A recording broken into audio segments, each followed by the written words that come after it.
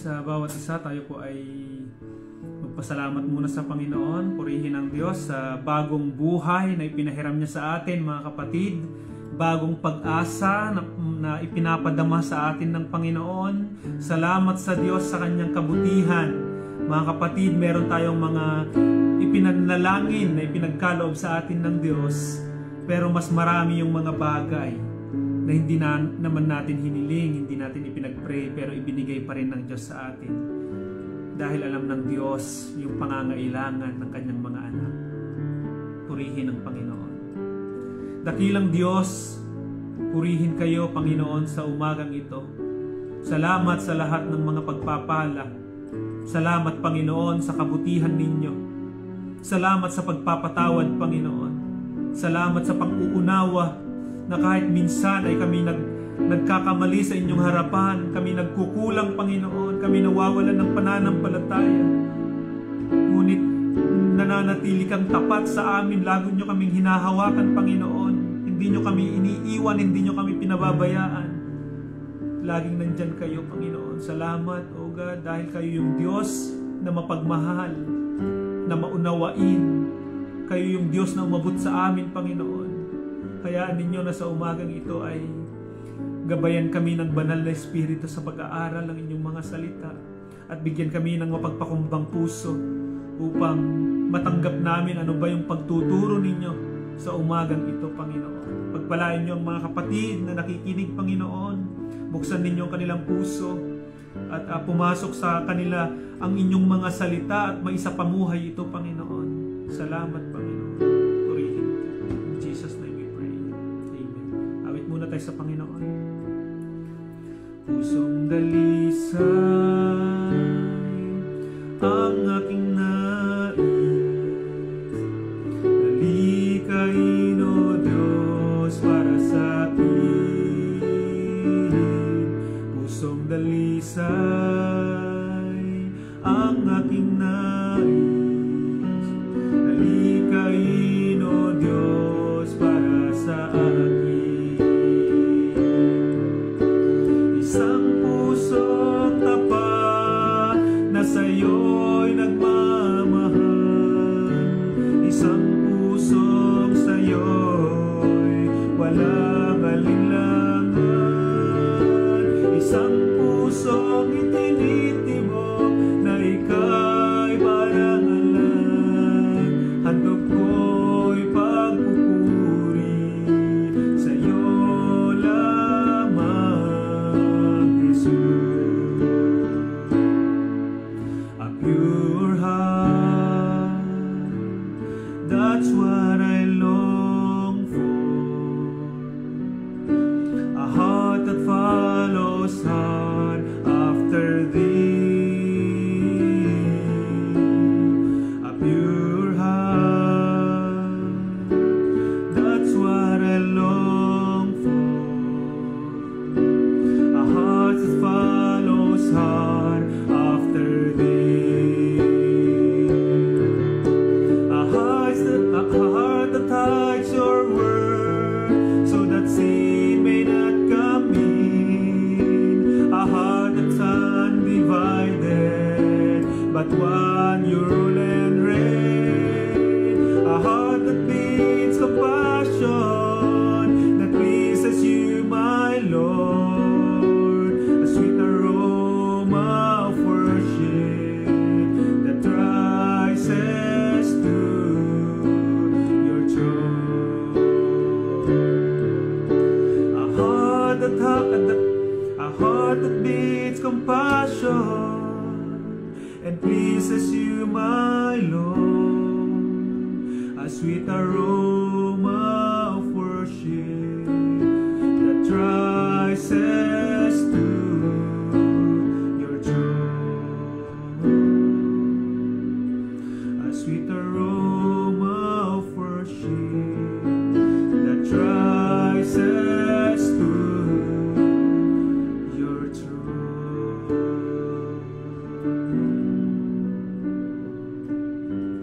We praise you,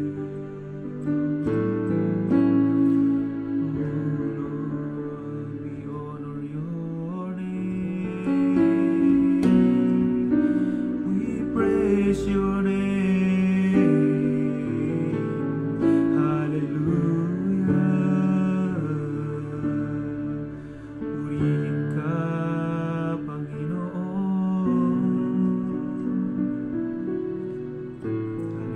Hallelujah. Hallelujah. Praise the Lord. Purihin ang Panginoon. Salamat sa Diyos. At napakagandang awit ito na kapag tayo ay umaawit, lagi nating binabanggit na bigyan niyo ako, Panginoon, ng a pure heart, puso ng paglilingkod. Ano nga ba ang tamang puso ng isang lingkod ng ating pong Panginoon? At puntahan muna natin sa John chapter 3 verse 26. Tignan natin yung puso ni John the Baptist dito bilang isang lingkod ng ating Panginoon. Mga kapatid, kapag po tayo ay lingkod ng Panginoon, ay dapat tama yung ating puso. Amen po ba? Good morning, Sister Eileen, at sa aking mamang at papang, Mamang Lani and Papang Cesar. Good morning sa inyo dyan sa Pilipinas. Tayo po ay nagpapatuloy sa ating devotion. Ano nga ba yung puso ng isang lingkod ng Panginoon? Sa John chapter 3 verse 26, sabi niya dito ay, kaya't pumunta sila kay Juan at sinabi sa kaniya, Rabay, yaon pong lalaking kasama ninyo sa ibayo ng Jordan na inyong pinatotohanan ay nagbabautismo rin at nagpupunta sa kanya ang lahat. Sumagot si Juan, walang tatanggapin ang tao malibang ipagkaloob sa kanya ng Diyos. Kayo na rin ang makapagpapatunay na sinabi kong hindi ako ang Kristo. Sugo lamang akong mauuna sa kanya. Ang babaeng ikakasal ay para sa lalaking ikakasal. Ang abay na naghihintay sa pagdating ng lalaking ikakasal ay lubos na nagagalak pagkarinig sa tinig nito. Gayon din naman, lubos na ang aking kagalakan ngayon. Kinakailangang siya ay maging dakila at ako naman ay maging mababa. Purihin ang Panginoon, mga kapatid. Ito yung panahon na ito na si Jesus, yung mga alagad ni Jesus ay nagbabautismo rin sa ibang lugar. At itong si John the Baptist naman ay nagbabautismo rin yung kanyang mga alagad sa lugar na ito. At ang sabi ng mga alagad ni John na sabi niya dyan, Rabay, teacher, Rabay, yaon pong lalaking kasama ninyo sa ibayo ng Jordan na inyong pinatotohanan ay nagbabautismo at nagpupunta sa kanya. Ibig sabihin, merong gawain doon sa ibang lugar at meron din tayong gawain dito. At ang sabi ni John the Baptist ay siya ang madakila at ako naman ay maibaba. No? He must increase and I must decrease. Purihin ang Panginoon. Alam niyo yung puso dito ni John the Baptist na alam niya yung kanyang lugar. Na siya ay hindi kapantay ng Panginoong Jesus. Kundi siya ay mas mababa kaysa sa ating Panginoon. At nakita rin natin dyan na merong gawain doon sa lugar na yon at hindi niya ito tinutuligsa sapagkat ito ay gawain din ng Panginoon. Mga kapatid, bilang mga lingkod ng Panginoon, kapag meron tayong gawain sa loob ng church o ng isang organisasyon natin, ay tayo ay nagagalak. Pero ang puso ng lingkod ng Panginoon, kapag nakita natin na meron ding gawain yung mga ibang lingkod ng Panginoon, nagagalak din tayo, natutuwa rin tayo. Hindi natin itinuturing na kaaway yung mga naglilingkod din sa ating Panginoon. Na porket hindi kapangalan ng church natin ay malulungkot na tayo o kaya ay magiging ang tingin na natin sa kanila ay kalaban. Hindi po. Tayo po ay pare-parehas na lingkod ng Panginoon at kapag sila ay kumikilos din at nagbibigay ng papuri sa ating Panginoon, whatever the name of their church, na ang Panginoong Jesus ang kanilang itinataas at pinaglilingkuran, kabalikat po natin sila. Amen? Ang tingin kasi natin minsan kapag nagkaroon ng gawain, halimbawa sa isang lugar, kayo yung nauna doon na church, at kapag meron namang ibang mga lingkod ng Panginoon na pumunta rin na mangaral ng salita ng Panginoon at magpapatayo din doon ng church, ay ang tingin natin sa kanila ay kalaban. No? Na para bang ang isip natin yung ibang membro natin ay mapupunta doon. Mga kapatid, lalo na sa aking mga kapwa-pastor, no, kapag ang gawain ng Panginoon ay andyan, kapangalan man natin sila ng church o hindi, ay magalak tayo sapagkat yun pa rin po ay gawain ng ating Panginoon. Amen po ba? At lalo't higit kapag kapatiran natin, no? Lagi nating unawain kung ano ba yung, alimbawa, merong isang kapatid na gusto niyang tumulong sa gawain sa church. At bigyan natin siya ng pagkakataon, ipanalangin natin siya na tulungan ng Panginoon, no?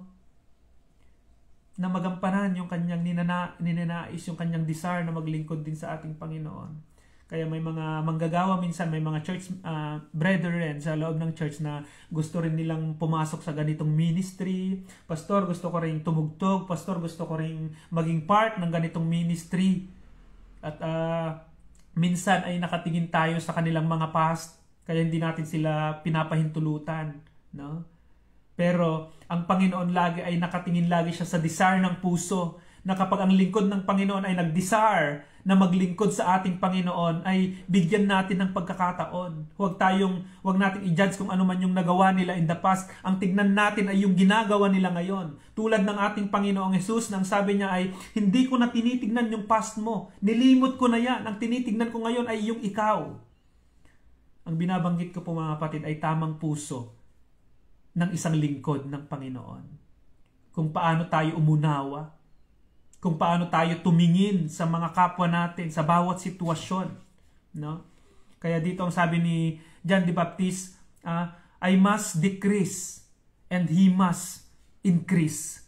Siya ang madakila. Sa ibang translation, makalimutan na ako at maitaas ang Panginoong Jesus, no? Kaya sa mga matatagal na sa church, no, sa mga nakapagsimula sa church, wag nating isipin na tayo yung nagsimula sa church. Huwag natin isipin na kung hindi dahil sa atin ay hindi tumayo yung church na yon. Mali po yun, hindi po yung tama na puso ng isang lingkod ng Panginoon. Huwag natin isipin na lumalago, lumalaki yung iglesia, yung church dahil sa atin. Mga kapatid, ako po kapag wala ako dito sa Taiwan, ay panigurado yan. Merong ibang gagamitin ng Diyos para magtuloy yung gawain dito o magpasimula yung gawain dito. Ganon din dyan sa inyong lugar. Mga kapatid, kung wala kayo dyan, ay merong pa rin ilalagay ang Panginoon dyan para magtuloy-tuloy yung kanyang gawain. Huwag nating isipin na dahil sa atin, lagi nating isipin na kapag merong gawain ng Panginoon, ang Diyos ang nagpasimula. Dahil lamang sa Diyos at lahat ng papuri ibalik natin sa Diyos. Tamang puso ng lingkod ng Panginoon. Ang madakila ay ang Diyos at hindi po tayo. Matthew chapter 20 verse 25. Puntahan po natin yan. Good morning po sa ating lahat ngayon na nakakasama natin sa live. Purihin ng Panginoon. Matthew chapter 20 verse 25. Hallelujah. Tulungan tayo ng Panginoon na magkaroon tayo ng tamang puso ng isang lingkod ng Panginoon. Matthew chapter 20 verse 25. Sabi niya dito, kaya pinalapit sila, may sitwasyon dito na sa yung asawa ni Zebedeo kasama ang kanyang mga anak may ibig sabihin o may ibig hilingin sa ating Panginoon. Alam niyo yung hilingin ng inang ito? Lumod siya sa harap ni Jesus. Ano ang ibig mo? Tinanong ni Jesus. Sumagot siya, sana ipagkaloob ninyo sa dalawa kong anak na ito ang karapatan na makaupong katabi niya sa inyong kaharian. Isa sa kanan at isa sa kaliwa. Ang taong ito, ang iniisip niya ay isang posisyon, no? Nasabi niya, yung aking dalawang anak, isa sa kanan, isa sa kaliwa. Sabi ng Panginoon, no? Hindi ninyo nalalaman. Nagsimula po ako sa 20, Matthew chapter 20, pababa po siya. Sige, isulat niyo na lang diyan, Matthew chapter 20 verse 20 hanggang 28. Yan. Sabi ng Panginoon, hindi ninyo nalalaman ang inyong hinihingi, sabi ni Jesus sa kanila. Mababata ba ninyo ang hirap na babatahin ko? Opo, tugon nila. Sinabi ni Jesus, ang hirap na babatahin ko ay babatahin nga ninyo, ngunit wala sa akin ang pagpapasya kung sino ang maupo sa aking kanan at sa aking kaliwa. Ang mga luklukang sinasabi ninyo ay para sa mga pinaghandaan ng aking Ama. 24. Nang marinig ito ng 10 alagad, nagalit sila sa magkakapatid. Kaya't pinalapit sila ni Jesus at sinabi sa kanila, alam ninyo na ang pinuno ng mga hintil ay naghahari sa kanila at ang mga dakila ang siyang nasusunod. Ngunit hindi ganyan ang dapat umiral sa inyo. Sa halip, ang sino man sa inyo na ibig maging dakila ay dapat maging lingkod. At sino mang ibig maging pinuno ay dapat maging alipin ninyo. Tulad ng anak ng tao na naparito, hindi upang paglingkuran kayo, upang maglingkod at ialay ang kanyang buhay upang matubos ang marami. Amen? Purihin ang Panginoon. At dito ay, ang iniisip kasi ng asawa ni Zebedeo para sa kanyang anak ay posisyon. No?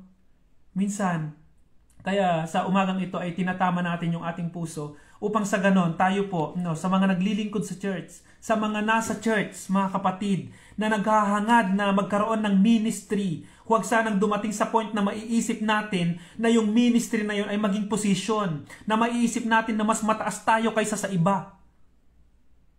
Hindi po ganun, mga kapatid. No? Ang sabi ng Panginoong Jesus na ang sino mang ibig maging pinuno ay dapat maging alipin. Sino mang gustong maging dakila ay maging lingkod. Mga kapatid, anong itsura ng isang lingkod? Anong itsura ng isang alipin? Ano ang kanilang ginagawa? No? Purihin ang Panginoon.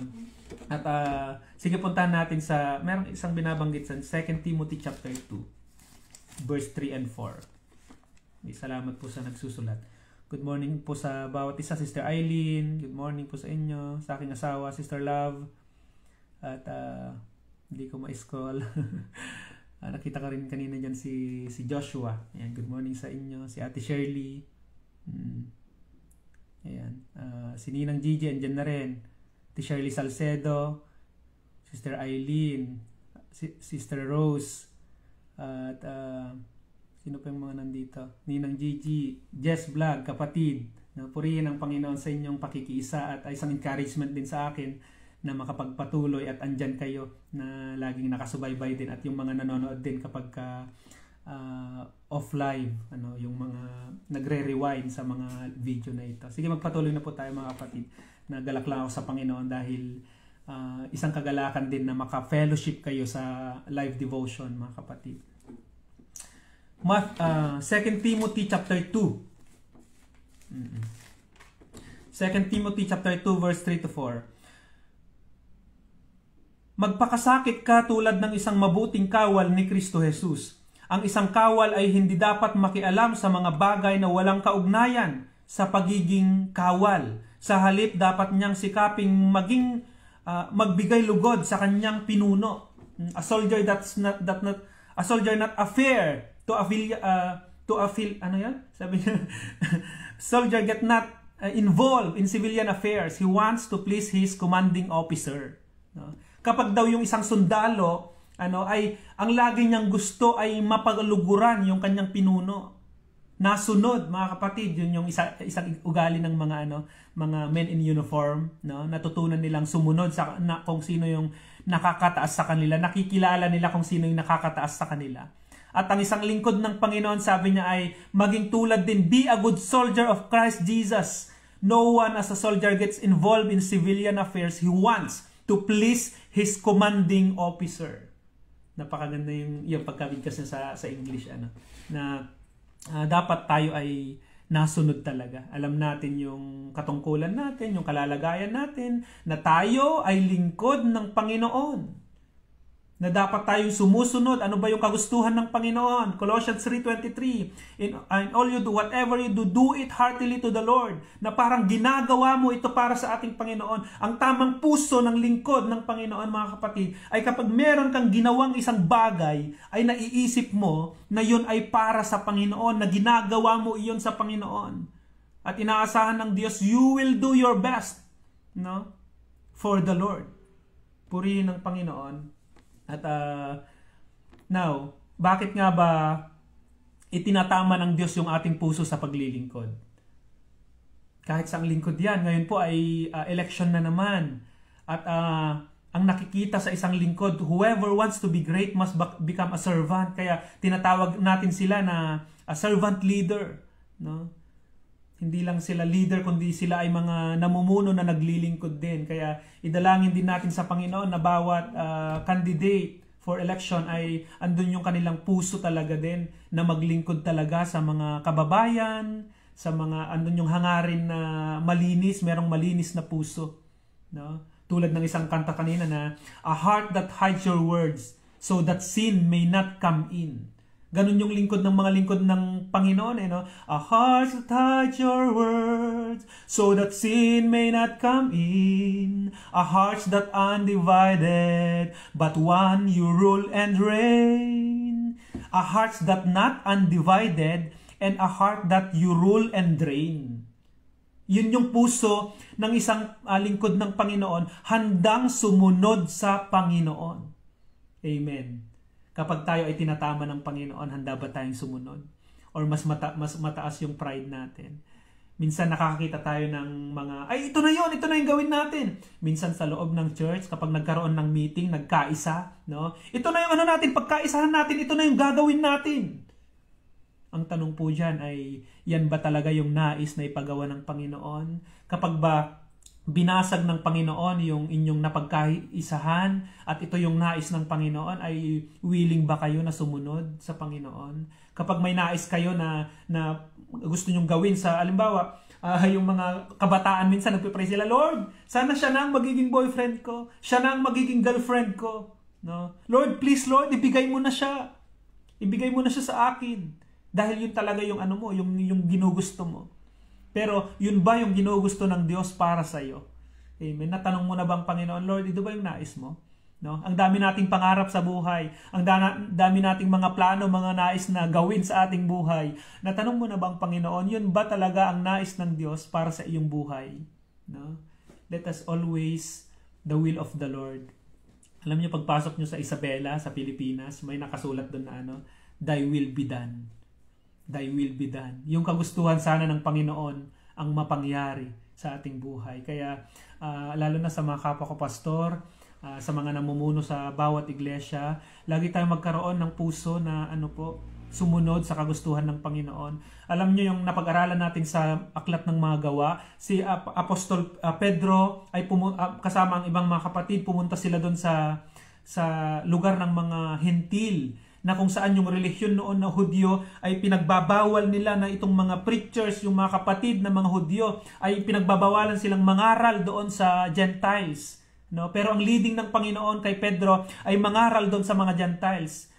At ginawa yun ni Pedro ayon sa utos ng Panginoon. At yung mga kapatid naman sa Jerusalem, mga matatagal na sa pananampalataya, ay ang paniniwala nila or ang ginawa nilang saligan, rules nila doon sa church, ay hindi pwedeng makisalamuha itong mga Hudyo sa mga hentil. At binasag yun ng Panginoon. Ang sabi ng Panginoon, huwag mong ituring na marumi ang nilinis ng Diyos. No? Ang salita ng Panginoon, ang kaligtasan ay para din sa mga hentil, hindi lang sa mga Hudyo. Binasag ng Panginoon yung matagal ng paniniwala ng mga kapatid doon sa Jerusalem. Anong naging reaksyon ng mga kapatid? Kung yan ang nais ng Diyos, no? Sino tayo para hindi sumunod? Amen po ba? I-disregard nila yung kanilang damdamin, yung kanilang pananaw, at talagang ifinocus nila ano ba yung nais ng Diyos na ipagawa sa kanila. At nakasunod sila yon. Mga kapatid, napakahalaga na ang isang lingkod ay tama yung kanyang puso sa paglilingkod. Punta na tayo sa ating pinag-aaralan sa Acts chapter, chapter 12. Tapusin na natin ngayon para bukas ay chapter 13 na tayo. Gawa chapter 12 verse 20. Kita nyo dito kung bakit kailangang tama yung puso natin. Kasi kapag mali yung puso natin, merong hindi magandang mangyayari. Tignan nyo po. Gawa chapter 12 verse 20 hanggang 25. Matagal nang galit si Herodes sa mga taga-Tiro at sa mga taga-Sidon. Kaya napagkasunduhan nilang lumapit sa kaniya at nakiusap sila kay Blasto na mayordomo ng hari na sila'y samahan upang makipag-ayos sapagkat nanggagaling sa lupain ng hari ang ikinabubuhay ng kanilang bayan. 21. Pagsapit ng takdang araw, si Herodes ay nagsuot ng damit hari, lumuklok sa trono at nagtalumpati. No? Alam natin noon na yung mga naluluklok na mga hari on that time ay magaling silang magtalumpati. Na kapag sila ay nagsasalita, kahit na mali naman yung kanilang pananaw sa buhay, no, yung mali yung kanilang sinasabi, ay dahil sa galing nilang magtalumpati, ay yung mga tao naman palakpakan sila, naniniwala naman sila, sumasang-ayon naman sila. Mapapatunayan ko dyan sa verse 22. At sumigaw, no? At sumigaw ang bayan, isang Diyos ang nagsasalita, hindi tao. Kita nyo yon? Nabulag na yung mga tao dahil sa galing ng pagsasalita ng hari na ito. Isang Diyos. Alam niyo yung mga tao din na dahil tawag doon, na-encourage din sila, na-motivate rin sila sa sinasabi ng hari na ito, ay nagsalita na rin sila ng bagay na hindi totoo. Isang Diyos. Hari lang yon. Di yun Diyos. No? At minsan dahil sa sobrang tama na yung paggalang sa isang tao na sapat lang para sa isang tao. Huwag nating sosobrahan. Hindi napakagandang bagay rin na igalang natin yung mga namumuno sa atin. No, pero huwag natin silang hindi tayo mag-fall na naging idol na natin sila. Idolatry na 'yon. At sumigaw ang bayan, isang Diyos ang nagsasalita, hindi tao. Ito nangyari sa kanya. Noon day sinaktan siya ng isang anghel ng Panginoon sapagkat inangkin niya ang karangalang inauukol sa Diyos. Siya'y inuod hanggang sa mamatay. Sinaktan siya ng Diyos. Bakit? Inangkin niya yung para sa Diyos. Mga kapatid. Bakit mahalaga, lalo na sa mga kapatid natin na tumatakbo sa election ngayon, sa candidates for anumang position po kayo, napakahalaga na tama yung puso sa paglilingkod. Bakit? Ang Diyos ay totoo at buhay. Ang Diyos ay nakikita niya yung desire ng puso ng bawat isa. No? I'm not talking to yung mga candidates lang, mga kapatid. Kinakausap ko ngayon yung lahat ng mga tao sa mundong ito. Sa lahat ng nakikinig ng boses na ito. No? Sa lahat ng gustong tanggapin tong salita ng Panginoon. Na kung meron man tayong kikilalanin at paglilingkuran at magiging dahilan ng lahat ng ating ginagawa ay walang iba kundi ang Diyos na lumikha sa atin. Dahil darating ang panahon, haharap tayo sa Kanya. At ang bawat isa ay magbibigay sulit sa Panginoon. Ano ba yung ginawa mo nung ikaw ay nabubuhay? Hahatulan sila ayon sa ginawa nila nung nabubuhay pa sila sa mundong ito. Purihin ang Panginoon. Kaya dito yung hari na nagmayabang, no? At sinabi din ng mga tao, Diyos yung nagsasalita at hindi hari. Sinaktan siya ng anghel ng Panginoon. Ni-remind siya ng Panginoon, pero matinding reminder ito. Dahil inuud siya hanggang sa mamatay. No? Huwag nating hayaan, mga kapatid, na dumating sa point na magkaroon tayo ng ganitong kalalagayan. Huwag naman sana. Kaya salamat sa Panginoon at itinatama niya yung puso natin, mga kapatid, mga church leaders, mga pastor, mga kapwa ko pastor, mga lingkod ng Panginoon, mga kaibigan, mga kapatid sa pananampalataya. Magkaroon tayo ng tamang puso, no, na ang puso dapat natin ay maglingkod sa Panginoon. Lagi nating tingnan ano ba yung mga pangangailangan, na ano ba yung pwede kong itulong, ano ba yung pwede kong gawin para sa gawain para sa atin pong Panginoon. Yung puso lagi ng isang lingkod ng Panginoon, nakatingin lagi siya sa mga positive things, no? Hindi siya laging kumokontra sa mga gawain sa church, mga kapatid. Alam niyo may mga ganyan kapag may proyekto sa church, hindi naman tumutulong, hindi naman nagbibigay, pero siya yung magaling magsalita, no? Sa bayan minsan kapag may mga project, yung mayor may mga ano pa dyan, no? Wala naman siyang naitutulong talaga, pero magaling siyang manira. No, yan yung sinasabi ko na puso na deceitful. Yan yung binulag ng kaaway. At tayo po, sa mga lingkod ng Panginoon, sa mga naniniwalang may Diyos, magkaroon tayo ng puso talaga. Tamang puso ng paglilingkod sa ating Panginoon. Amen po ba? Huwag kang laging, sabi ko nga, kahit nga sa mga suggestion ninyo sa church, may mga kapatiran na ang gagaling mag-suggest at na magandang bagay rin yun, nakaka-encourage din yun sa pastor. Pero ang lagi kong hinihiling kapag tayo ay mag-suggest, ay ipanalangin muna natin sa ating Panginoon na ito ba yung nais mo, Lord? Ito ba yung pwede ko bang i-suggest ito kay pastor? No? I-suggest ito sa mga church leaders. Panalangin muna natin. Minsan, mga kapatid, kapag meron tayong kaaway, meron tayong kagalit, o may mga tao sa paligid natin na hindi maganda yung ginagawa nila sa atin, sinisiraan tayo, nagsasalita sila ng mga hindi magandang bagay sa likuran natin, minsan pinagpapray natin sila. Lord, minsan laging yung prayer natin nakatuon sa kanila. Ngunit ang reminder sa atin sa umagang ito is, ituon naman natin yung prayer natin sa atin. Lord, pwede bang bigyan niyo ako ng puso na maunawaan ko siya? Lord, pwede bang bigyan niyo ako ng puso na mapagpatawad ko siya? Lord, pwede niyo po ba akong bigyan ng puso na kung saan ay lalawak yung aking pagkaunawa at pag-ibig? Dahil kayo po, O Diyos, ay inibig niyo lang din ako noong panahon na ako ay makasalanan pa. No? Purihin ang Panginoon. Salamat sa Diyos at sana lagi nating asamin na ganun, na makapaglingkod tayo sa ating Panginoon, na meron talagang totoong puso talaga na paglilingkod sa Panginoon, na may nakakakita man sa iyo, walang nakakakita sa iyo, naglilingkod ka pa rin sa Panginoon at ginagawa mo pa rin yung isang bagay para sa Panginoon. At papasalamat ako sa mga kapatid na nananalangin sa mga pastor, dahil minsan bilang mga tagapanguna doon sa church ay talagang nasusubok kami at dumadating din naman talaga kami sa time na pinanghihinaan kami ng loob, pero dahil sa mga kapatid, sa suporta nila, sa isang pagkumusta nila sa kanilang pastor, ay na-encourage kami. At gayon na rin sa inyo, alam ko ganun din kayo, na kapag kinukumusta kayo ng inyong pastor ay nakakaramdam din kayo ng kagalakan at encouragement, at lahat yon ay gawa yun ng Panginoon. Tinatats ng Panginoon ang bawat isa sa atin para magpanalanginan, magtulungan, mag-encourage sa bawat isa, para yung gawain ng Panginoon ay magtuloy-tuloy. Ang tamang puso ng lingkod ng Panginoon ay may hangarin na umunlad ang gawain ng Panginoon.